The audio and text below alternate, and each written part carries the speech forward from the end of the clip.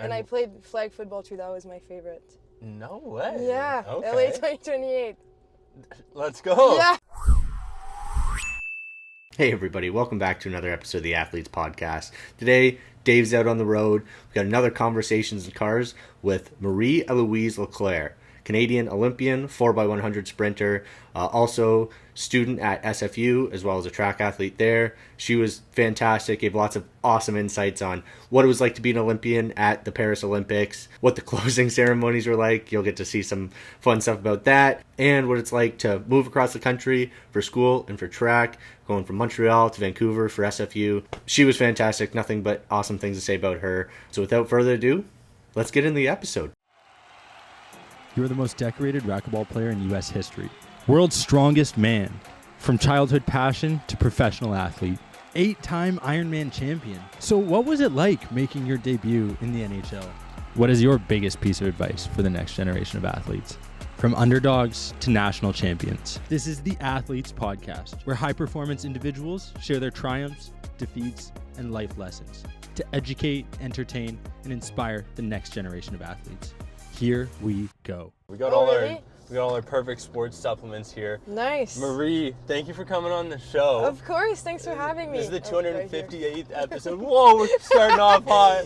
I'm the worst co-pilot ever, so I'm really gonna expose myself. Yeah, that's not good. I rely on my passengers to provide me with the best directions possible. So I'm just the passenger princess usually. Yeah. See, that's okay. You know what? You assume the role you're most typically in, so we'll let that Good. slide. Right here. Okay. Long stops should help. Perfect. Yeah, Yeah. We don't have a rush to go anywhere. We're in the Jeep. It's electric, so we don't have to Good. worry about spending too much on gas. Left here. Left here, perfect. I'm gonna go out on a limb. Typically, I ask people's names before we start. Marie-Eloise Leclair. Yes, How good. did I do? Very good. Honestly, I think my name's easier to say in English than in French because people just like go letter by letter and it works out. And in French, they butcher it so bad. Marie-Eloise Leclair. Yeah, Like that's to- good to- too. yeah. Wow, bilingual. Okay.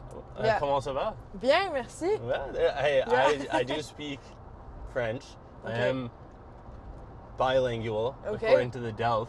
What's that? Oh, The Diplôme d'études de la Oh, langue yeah, yeah. française. Yeah. very good actually. I can hear Yeah. all their pronunciation. They're That's good. that's grade 12 French. Haven't been Okay. used in a decade, but you know, we're. That's the thing. It's hard when you don't practice to like keep it up, but you're pretty good. How was your transition from Montreal out west?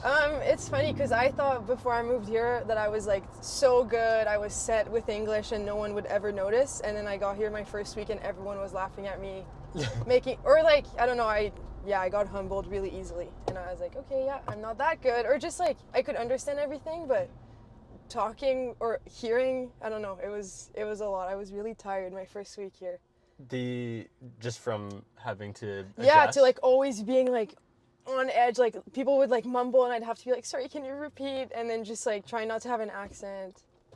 I gave up on that because I think I don't have one. Everyone always tells me I do, so it's okay. It's a little bit. It's okay. Yeah, okay. It's okay. It makes you unique. There you go, yeah. And you have to explain to the listeners why you decided to choose SFU. I should do a better introduction as well. Typically I do it during, but we got a Paris Olympian Yeah. in the Jeep. Hey.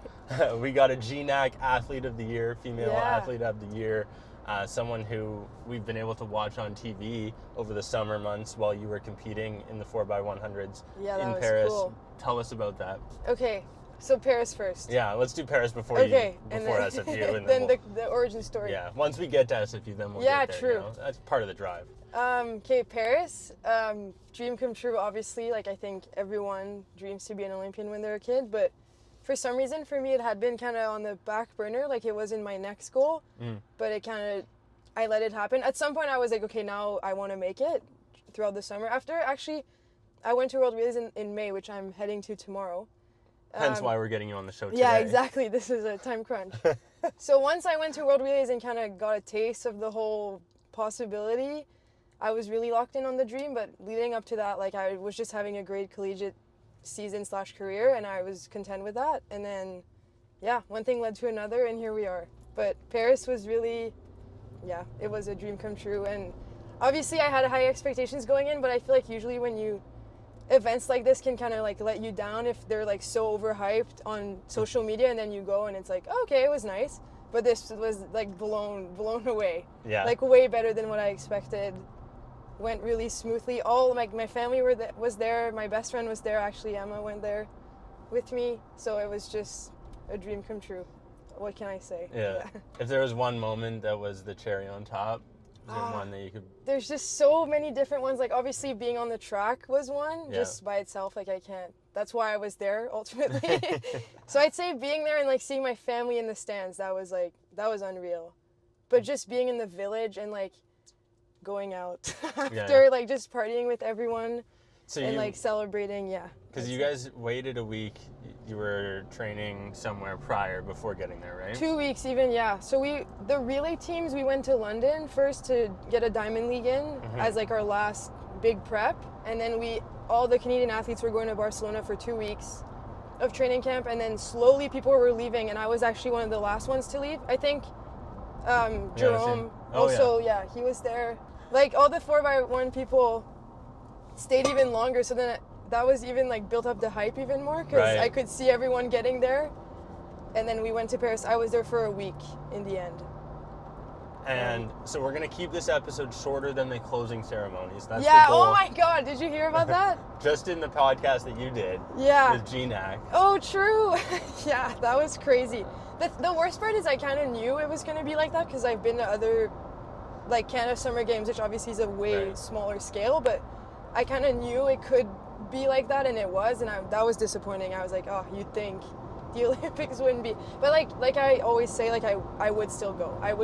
I'm glad I didn't miss it, and if I had to do it again, I would. Yeah. I think it's just, you know, you have to, that's just the way it is. Tell me about that podium kit with Lulu being able to rock that. Like I wish I could have worn it on the podium, but our time will come. It was so sick. Like I think that's one of my favorite, I guess it's a two-piece, like favorite outfit, especially with the sleeves off. Right? I think that's so cool. You gotta show off the arms. I know, the pump. So the pump cover. Yeah, we didn't wear it on the podium, unfortunately, but they made us wear it for like interviews after the race, and I was kind of scrambling, packing my stuff so basically when we left the village before the race, they were like, bring your podium kit in case. And I was like, okay, but it was like last minute, so I just grabbed it, and then I realized I didn't bring the sleeves. So then when we did all the interviews after, everyone's like full sleeve except for me, so I don't know. Kind of gave it a unique look. Yeah, again, it's like the accent. You gotta stay unique, exactly. Right? I always gotta stand out. Well, when you think about what you were able to accomplish at 21 years old, getting to Paris, competing in the Olympic Games, was there moments along the way that you realized, oh, this is something that I can actually accomplish? Because I've heard you in podcast, you've said it here today, it was a dream come true. Yeah. Was it a dream that you thought could be a reality one day? Like not really, or like kind of to go off of what you said about being 21, like, oh look, we're here. Yeah. Like definitely not at that age, or like, I don't know, I feel like, or I've heard people like get on the relay pool younger and then kind of making their way up every year, and then by the time they're like, whatever, 25, 26, even Audrey, like obviously best literally ever, but that was her first year like competing on the relay for sure, and like no one thinks that's weird because she just made her way up like year by year. So to kind of get thrown on there like my first year, I did not expect that, no.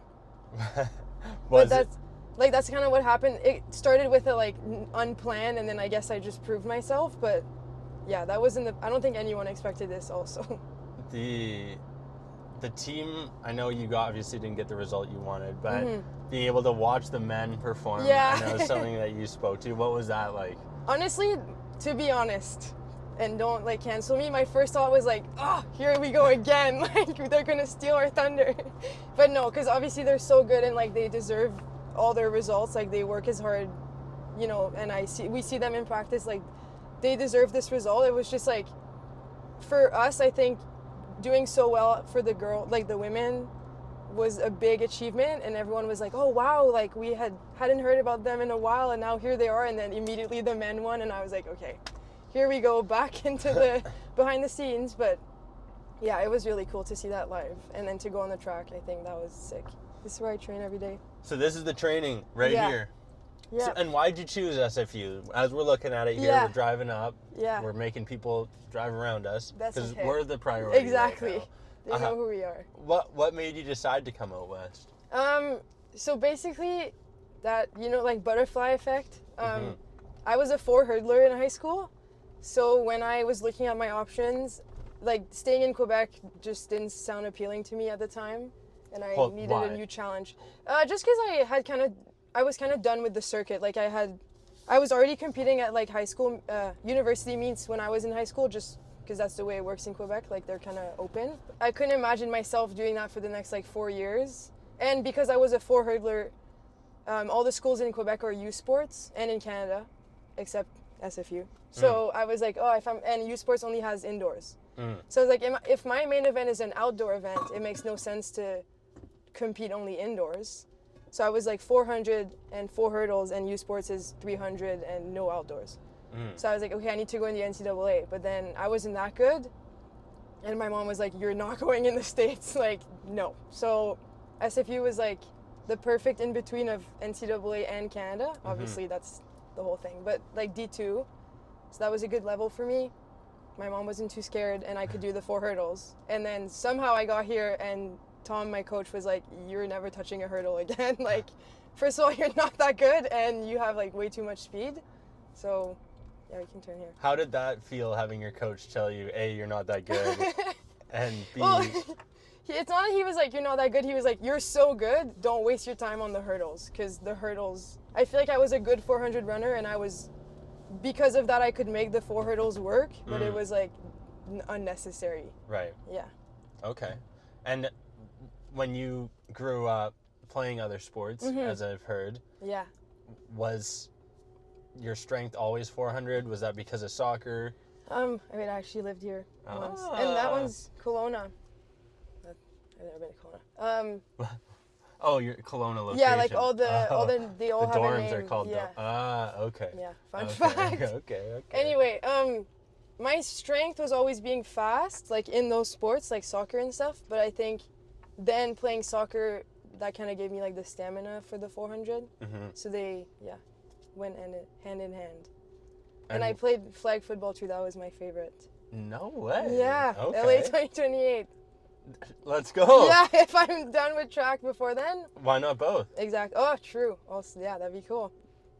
Yeah, I never thought about it. I'm processing this. Yep. I feel like that you could totally do that. That'd be really cool. I mean, yeah. Your track coach is going to question it, but I'm gonna sit here right now today and say, hey, if Marie wants to do it, you gotta let her do it. Let her do it. Yeah, you're right. Okay. Why not? That's funny because so I do flag in the fall, and then I'd go to do track in the spring, and my coach was like, oh my god, your form sucks, because I'd like run like this and like be way too low. Anyway, so that's funny, but I'm sure I could make both work now. What's the, like, when you say your form's too low, like how often, because people don't realize all of the details that go into running as a track athlete. I've learned over the past few years working with Miriam now. Yeah. And I'm like just flabbergasted at how many details that you guys have to still think in when people are just like, oh, you gotta run fast. It's well, I can beat you in a race. It's like, okay, I don't know if you know a thing about even how to run.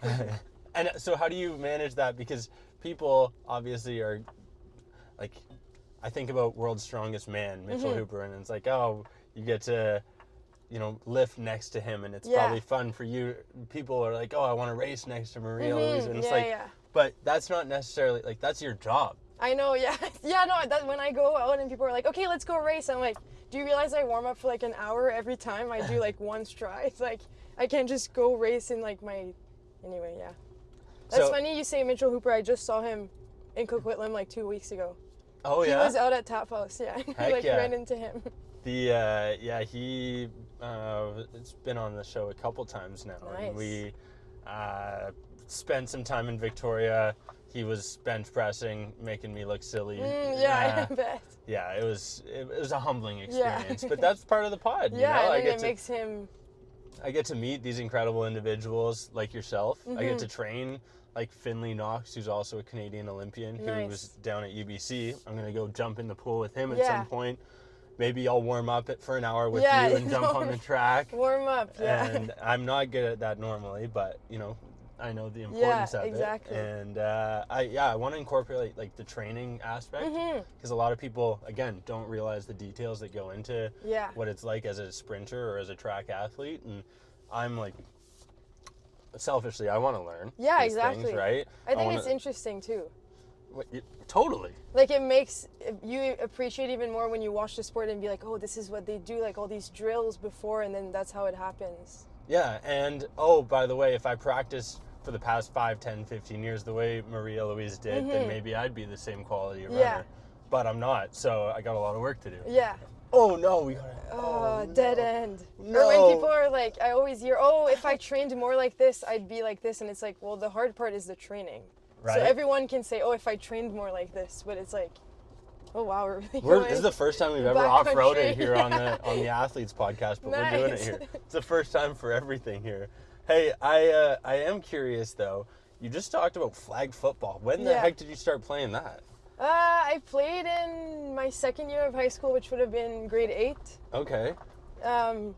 Yeah, and that was really humbling. You know how everyone kind of has a story of like a coach that would just humble them and be kind of a little too rude for the level that you were at? That was my story. I don't know why. I was really fast, but it was my first year, so like my hands weren't that good. They weren't that bad, and he would just rip me apart at practice in front of everyone all the time. Or like if we did a play in a game and it like messed up, he'd be like, who are your worst hands on the line? Her. Why did you throw to her? And I'd just be like, oh my God. So that was really humbling. And then he got fired actually because he was too aggressive. In that case, yeah.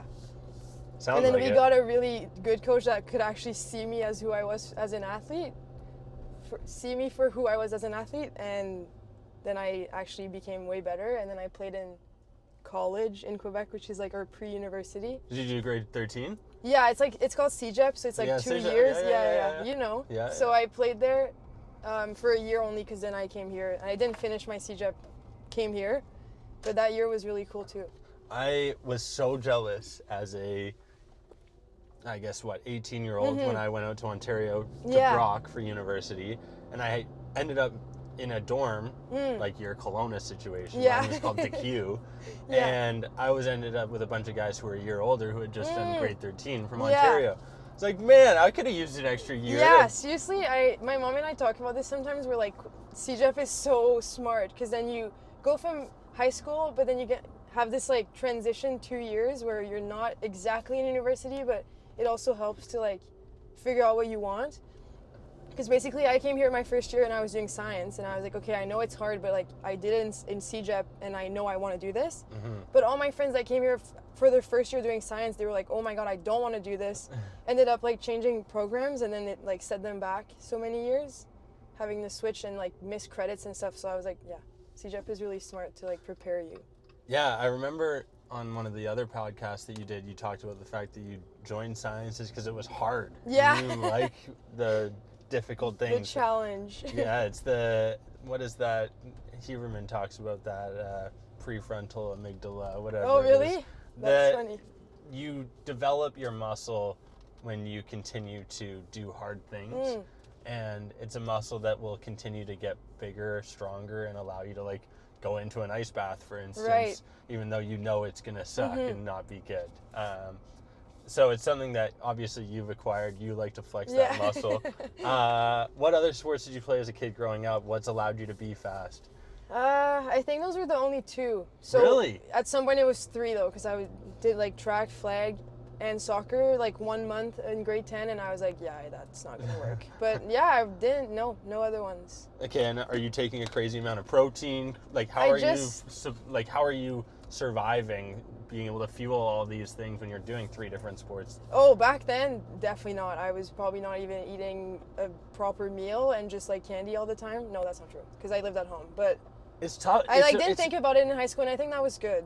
Oh yeah? Like, I don't know, as a high schooler, you don't want to like fall into the details too quick, because then it kind of drives you crazy and you quit. Right, okay. But now I am more careful, and I just started taking creatine actually. Heck yeah, that's Popeye powder. Nice. So my colleague at work, Ari, shout out to him. He put this tape on. He made it Ari, but it is our creatine. And we got some protein for you. Is this a good one? Yeah. This is Perfect Sports. Oh, wow. This is the best products on the market, Marie. Cool. We'll get you some. We'll make Okay, sure that thanks. We'll hook you up. Yeah, I'm almost like it's really cheap, but I didn't realize how fast you go through it because you have to take it every day. It's so worth it though. Yeah, Physical it is. and mental benefits. Have you noticed a difference? Not mentally necessarily, maybe, but yeah, I'd say physically. Yeah, I feel more like sturdy. Yeah, and like my friend Emma I was talking about earlier, she started taking it, I guess like a year ago, and then she had a crazy season this year, so now we're like, oh, don't sleep on creatine. Hey, AP15 saves you 15% at perfectsports.com. It's no big deal. Know. Yeah. Emma will hook some up. We'll get you guys some. What kind of protein? Are you taking protein too? How do you, what has changed with your nutrients if you're not eating candy anymore? I still eat candy, just not only that. Actually, that's a good question because I got put on the doping kind of whereabouts program recently where I like get tested at, have to update my thing every day. It's so annoying. I was one of those doping chaperones. Fun fact. Oh my God. I'm the worst. Yeah, you'd come knock on my door at 6 a.m. Also, funny story, my time slot is at 6 a.m. because that's like, you know, I'm not busy. Right. Because I'm sleeping. But sometimes I update it and I'm like in Boston, whatever, and they'll come to my house at 6 a.m., like bang down the door, and my roommates are like, she's not here, why are you waking us up? Yeah. So yeah, that's annoying for them, I feel bad. But so you would know Mo Ahmed. Yeah. So I did that to his place at 6 in the morning with my prof, Rachel Corbett. Yeah, a couple years ago. Fun fact. Anyway, honestly, it's funny because then you like meet new people and you're like, hey, what do you do? He probably doesn't remember me from that moment, but that's funny. I was just gonna say, after I got put on that, I kind of started getting worried about like what I could take and all the like certified stuff. So I stopped taking protein because the one I was taking wasn't, like, I'm sure it was fine, but you don't want to take the risk. Right. And I really try to make an effort to eat real protein and not rely on powder all the time, although it is handy like after a workout right away. Mm-hmm. So I am kind of on the lookout for a new one. So sounds like an ad. Hey, really. I mean, it's not an ad because Jerome Blake ended up becoming a perfect sports athlete afterwards. So I'm just saying it could happen. We might have to make some introductions. We might have to. I love that. Hey, it's only because we like to provide the best to Canadian athletes. Yeah. I'm a Canadian. We got to look out for our nations. And that's one of the best things about the Olympics, though. I heard you talking about the Aruba pin, and I'm kind of jealous. Oh, yes. Oh, my God. I wish I had my lanyard here. Yeah, why didn't you bring it? Come on. Now I have to move on, because I'm moving back home, and I'm just thinking going right, straight? Yeah, you can go straight. Why? So you're moving back home? Tell me more. Well, I'm graduating from SFU, and Mom wants you back? Yeah, at least for the summer, and then we'll see in the fall. But I always go home in the summer. When I first moved here, everyone was like, oh, eventually you'll just stay in BC in the summer, which I'm sure is really nice, but I love being home, so going home for the summer. That's the thing, you can't miss out on Montreal summer, and just like all my family's there. Yeah, I did a Montreal tour a couple years ago with the podcast. Nice. And Pharma athlete, do you know that name? Pharma? Doesn't ring a bell. I'll have to. And it's beautiful. Yeah. It's gorgeous. And it's so lively. It was during COVID, but it's amazing. Yeah. Energy is crazy. That's a big thing for me. Like, BC is really beautiful, but it just doesn't have that energy that I get at home. Especially because, friends, family is the main part of the energy, but then everything around is just so cool. Go ahead. What's up? No, go ahead. I was just going to say I'm moving home, and now I'm going to have like 10 suitcases. Yeah. Yeah. You got your Lulu kit, your Nike kit. Yeah, they keep sending me more things. I'm like, no, stop. Hey, I got to move it back, but it's cool. I was going to say, can't be saying no to new product. New gear, yeah. Why would you not say no to it? Edit that out. Yeah. No, I'm kidding. Well, what's the favorite? Because their track athletes got two different. For the Olympics, yeah. Right? Yeah. So, because there's the like Team Canada sponsor, which was Lulu, and then every sport has their own. Because like we wouldn't wear like Speedo, right? You know, so stuff like that. So we got Nike for the track, and then everyone was wearing Lulu in the village. Yeah. It was actually like not allowed to wear Nike in the village. You had to wear like your country sponsor. I was at Harry Jerome last year. Oh yeah, I want to go this year. Yeah. Well, there's got a bunch of people. Liz Gledo's around. We'll get a whole crew going. Cool. Okay, and then I'll have friends because it's kind of scary going to new meets where you don't know anyone. Oh, how do you think I feel? Yeah, exactly. On my own with no one there. I'm just going. The electric acceleration, nice. Yeah, there you go, Pioneer Auto Group. Make sure to check out the new plug-in electric vehicle Jeeps. They're the best, like you said, in crazy acceleration. Yeah.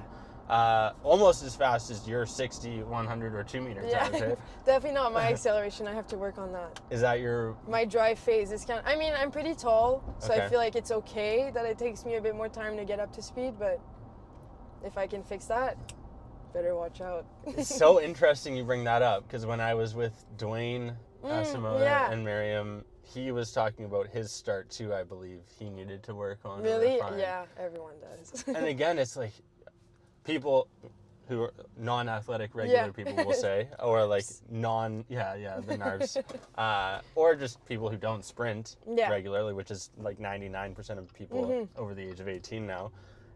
Something we're trying to change here. Have you seen those videos that are like, I have roommates sitting together and being like, I've never seen you guys sprint at full speed? That's funny because my roommates and I have seen each other sprint at full speed countless times. But yeah, most people haven't. Yeah, and it's a real problem though in our society, because people just don't move nowadays and they're not active, and hopefully they can listen to episodes like this. Yes. And they can be inspired to go move, run, get their training. What does your training look like when you're not on the track? Like, are you running 6-7 days a week? Do you lift weights? Do you swim? Do you sauna? What is your routine? I definitely lift. I like swimming. I started swimming. Swimming is like also a way to humble myself, because it's hard, and I try to be too good too quick, like go too fast and then I like almost drown. So it like forces me to, take it slow, one length at a time. So I really like swimming. I don't love hiking, but I still do it. It's good for you. And it's nice, exactly. Yeah. Like it has a nice reward at the top. So yeah, I think that's the main thing. Like what you were saying is doing a bunch of different things and not just go to the gym or just run, because then you're gonna be lacking some things. You gotta be a well-balanced athlete. Exactly. I want to call this segment "Athletes in Automobiles." Okay. We've had almost 4 or 5 hockey players in a row, so it's good to get a track athlete back on here, change things up a bit. If you were not a track athlete, what sport would you be playing? I guess you just kind of said it with the football. No, but that's different because I know I can play football. Yeah. So I would enjoy it, but if I wasn't a track athlete and I had another talent, like if I had it, I would be an artistic swimmer. Oh! Because I think that's so sick, and my brain cannot comprehend how they do it. Like, obviously gymnastics isn't impressive, but underwater and no ground to push off, it blows my mind. So if I had that talent, if I was already good, if I could, transpose my skills but to another sport, it would be that one. Heck yeah. Okay. Yeah. I love that. Very full 180. Yeah, I was not expecting that at all. I don't want to go fast and I don't want to be on the ground. No, exactly. I want to use water and I want to move. I want to be flexible and do crazy flips. Yeah, no, I like it. That is definitely not what I would want to do at all. What would be yours? Because what's your main sport, you would say? Probably hockey or golf. Those are my two. I think it would be really cool to be good at swimming. I think that would be a really cool. I'm not good at it. It's impressive, yeah. I do think it would be cool. I don't, the arts part, I would just, I throw that out the window. I think that's why it's interesting to me, because I really don't have it. So if I could, just get it. Right. Okay, so we're on the same page then. Maybe. Oh, I definitely don't have it. No rhythm, no flexibility, no creativity. Yeah. Hey, run fast. Run towards this. Literally in a straight line, yeah. That was one thing I did appreciate with Jerome, too, when I had him on the show a few months ago, is just the fact that he started a little later in his career, and you can still be getting the results despite maybe different timelines for when you start. Maybe you started a little younger. Yeah. You specialized after soccer. Some people live track their whole life. Some people join track at the age of 20, or Andre, who was a couple years, right? Basketball. Right? That's crazy. Yeah. Do you see any similarities with athletes now as you spend time around them? Sprinters, track athletes all the time. Is there anything that stands out, makes them the best athletes out there? I'm trying to think. I think everyone has not the same story, but a similar story of dedication to something, and then they just everyone is driven to begin with, and then they just we all ended up putting that drive into track. But no one's I wasn't really trying, and then I just ended up here. Even my story of I didn't expect it, but I was still killing myself grinding for something to happen, or having that drive. and kind of being crazy. I hear that a lot, like you have to be crazy to be an Olympian. I think that's true. Yeah. Like no one you meet on those teams is okay up there. Like we're all crazy. That's funny. We 2 weeks ago we had Paris O'Brien on the podcast, who's the Chinese national goaltender. Like that kind of rings a bell. Yeah, he lives out here too. Oh, He's really? in That's Coquitlam, cool. Too. And I asked him if he had got the tattoo. Did you get it? Yeah, it's right here. Oh, nice. How long did that take after? Was it right away? It was right away because I wanted to get it done at home before I came here. So I was one of the first few to get it, and I was like, oh, did I get it too early? But yeah, then people started getting them like in the fall. But I got it done like in August, yeah. Was there one moment that you look back on that you think, oh, I should have taken that in more? Like, I'm always curious as I get older. It's like I'm looking from adults' perspectives when they're like, oh, like, you know, I spend time with my kids, and it's like, I want to be conscious of that as I get older now. Yeah. For you seem very mature. Oh, thanks. And I feel like that was probably in part you've been able to absorb all of these incredible experiences. Anything stand out? I think, like, if there's a moment I would have taken in more, like, I wish I took in more.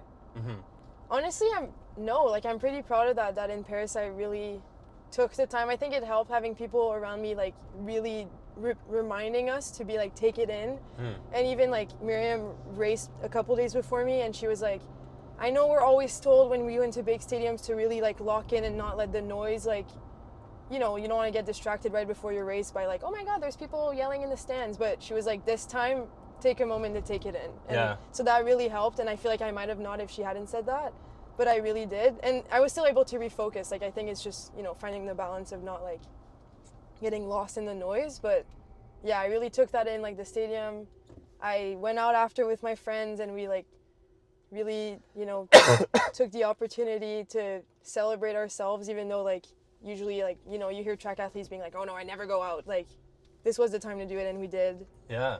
I made new friends. Like, well, obviously, Miriam, like, sharing a room with her was, like, definitely made the experience what it was. So yeah, no, I'm actually content with how I took it in. Heck yeah. Especially for Paris, yeah. Yeah, I mean, that's the best part. And then you traveled after? Not really. Because my family was there, so we stayed like a few days in Paris, but honestly, I was so cooked. I was so tired, I couldn't even walk. And like, we were walking, and I had to like stop and buy like flip-flops because my feet, after the ceremony, like standing for hours, like my feet were gonna fall off my legs. So yeah, so I was actually happy to come home. Okay, so yeah, I would understand. Yeah. I feel the same way. When you now have this event starting tomorrow, what does this look like 24 hours ahead? Most people don't get to see the inside. Yeah. Like, are nerves starting to hit for you? I just ran the 10K sun run. Oh, nice. How was Sunday. that? Well, it wasn't my best effort. I didn't really train as hard as I should have. But you know what? We finished. We're good. We have room for improvement. Yeah. I have no idea where we are, by the way. Okay, perfect. That makes two of us. Yeah. I'm curious, though, like, for you, you've got now, you know, you're jumping on a plane and you've got to perform. To China. So that's scary, number one. I think for me, people would be disappointed but not surprised that it looks like I have not started packing at all. So I just did my laundry. That's pretty good. So I haven't started packing. I'm definitely, maybe that helps not being too nervous because I'm like, oh right, I'm leaving tomorrow, should probably pack. So I don't have time to think about the event just yet. Obviously, like, I'm focused at training to get prepared, but I don't think it's necessary right now to be worried. Or at any point, I'm not going to be worried because I, you know, trust my training and my teammates. I think left here. Yeah. So, yeah, I feel like it's the exciting part, especially because we're going like a week in advance. So I know that once I get there, there'll still be time to like get used to everything. I feel like this time I might be more nervous about like the jet lag. But yeah, I think I'm more nervous because I know usually I'm like too chill. I'm like, oh yeah, jet lag doesn't affect me, so I don't want to be that girl that's like famous last words and then get killed by the jet lag. There's apps out there that you can get for really? jet lag. Yeah. Yeah, I'm sure it tells you like, you know, 4 days earlier to start sleeping. They did. I've been doing that. Have you? Woke up, yeah. Nice. So, but the thing that was confusing is because we have people going from the east and the west. So they told them to go to bed later and us to go to bed earlier, but then they were like, never mind, you guys have to go to bed later. No, never mind, earlier. So I was like, okay, there's a difference between going to bed at 2 a.m. or 9. So I think we had to go to bed earlier. Otherwise, I'll just blame it on them. But Yeah. So I actually went to bed at like 10 last night, which is early for me. Woke up at 7, made pancakes before practice. Crazy the amount of time you have when you get up early. Are you normally a sleep-in kind of gal? Like, not really, but I usually wake up right before I have to leave. Right. Because it ends up being early, but I'm like, some of my roommates, if they have to leave at 8, they'll wake up at 6:30, watch their show, get their coffee, do their makeup. I kind of just get up and go. Roll out of bed, go, forget everything. Hey, there's something to be said for making sure you get your sleep. You know? Exactly, and I don't want to like lose too much at night going to bed too early. So. Yeah. But I still get my sleep in. How do you treat? Do you have morning routine, nighttime routine? Do you have any like specific things when it comes to nutrition that you follow? Like, I'm always curious. For me, I've started incorporating a bit more carbs before my workouts, after my workouts. Yeah. I eat a lot of eggs, like 6 to 8 or 12 a day. A day? Yeah, Interesting. I know, it's kind of crazy. Definitely not. I have a couple scoops of diesel. Yeah. Obviously the creatine, but like for me, I'm always curious what other high performers are taking it. Well, now my night routine, I've added creatine. Do you take yours in the morning or at night? Doesn't matter. Just you take it at any time? Yeah, as long as I remember it, I'm good. Really? Okay, I take it every night around 11 p.m. Oh. Right before I go to bed. Wow. Yeah. And then I forget sometimes. How many hours do you sleep per night? Do you track it at all? No. I try to sleep between at least 7. And then anything above that is good. But like, obviously if I'm at a training camp and I can sleep 9, I will. Yeah. But just with school, sometimes it's hard. Did you have Danielle Chao-Leong? Yeah. So that's how I actually got introduced to Miriam. Really? Interesting. Yeah. So I had Danielle on the podcast. Oh, on the podcast. Yeah. I need to talk to her about that. Yeah, she's my girl. She's great. She's everyone's girl, honestly. Everyone loves her. It's so true. Yeah. She's just, you want to talk about butterfly effect. Yeah. She's the one that can capture everyone. That's crazy. Yeah. Because, Miriam sees her at the hub like every week. I only get to see her like once in a while on trips. Yeah.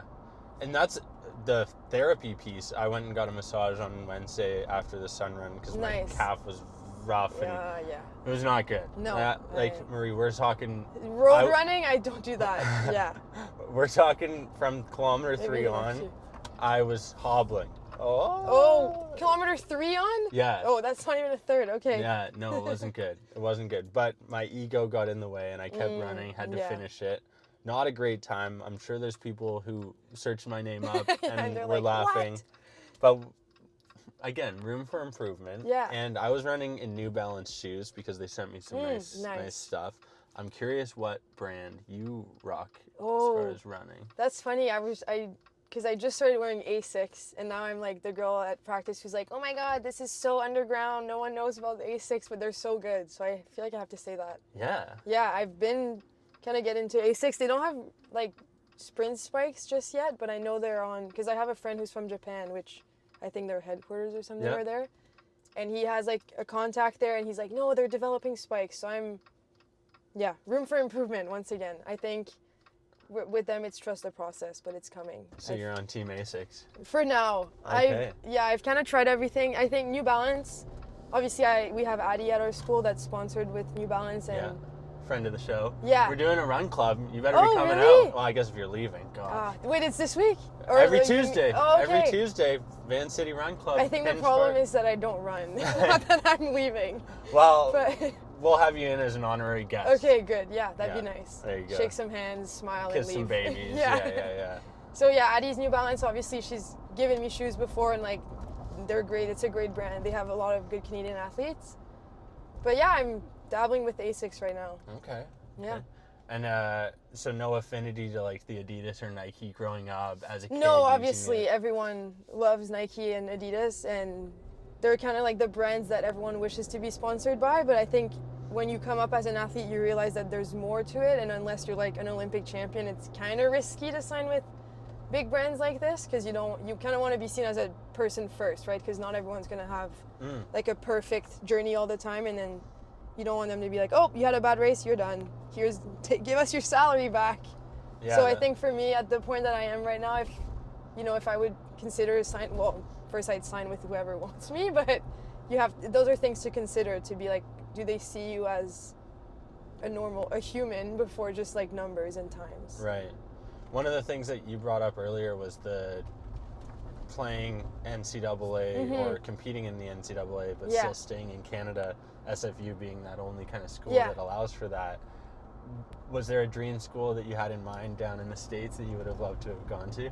Not really, because SFU approached me when I was in grade 11, so I hadn't really started like Good on the SFU recruiting team. Yeah. Where are you going, right? Left? Left here. Left? Oh. So they kind of sent me the thing, and I was like, also, like I said, I wasn't that good, so I wasn't really in a position to be like, oh no. So I was kind of like, oh, someone wants me? Great. So I didn't do much research. Damn. Yeah. Wow. And, like, I'm trying to think if I knew a lot of other people in Quebec went D1 kind of at that time, but... Because that's the dream growing up, It right? is, yeah.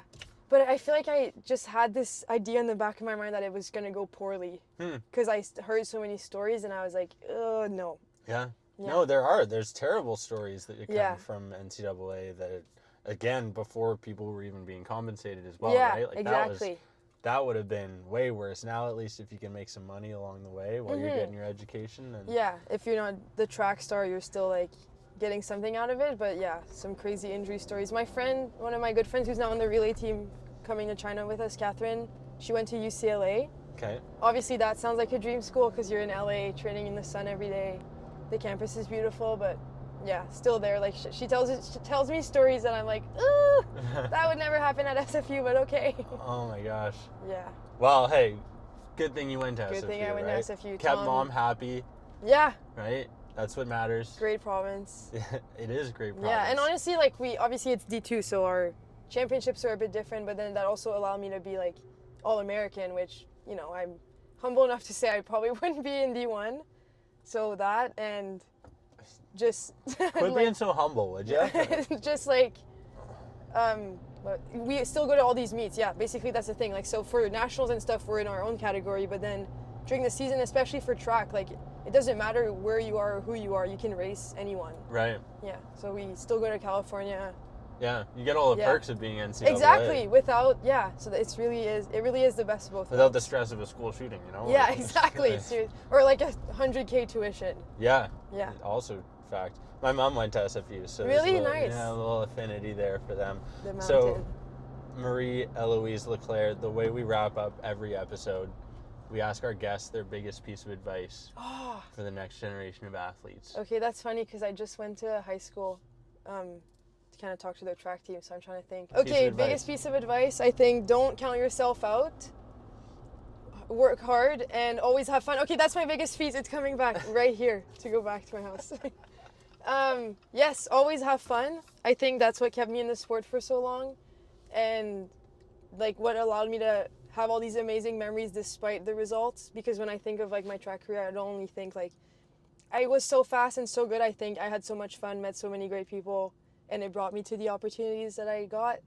So have fun, work hard, and don't count yourself out. Okay, and That's since you did such a good job here with the vlog style finish, my arm hurts. You need to shout out your social media pages because you do such a good job online. I'm really trying. I just got some storage on my phone, so I'm really grinding the reels. So my Instagram is Marie_Eloise, Eloise. And my TikTok is the same, actually. And those are the only two I have for now. Let's go. Give her a follow. Thanks for listening. Hope you have a great rest of your day. We'll see you next week. Bye. All right, everybody. That's going to do it for us today here at the Athletes Podcast. Really hope you enjoyed. Don't forget, this isn't free. We do have the Athletes Agreement. We need you to like, follow, subscribe, do whatever you can to support the channel. Again, it's a huge help. It lets us keep doing these awesome interviews, these conversations in cars with people like Marie. She's fantastic.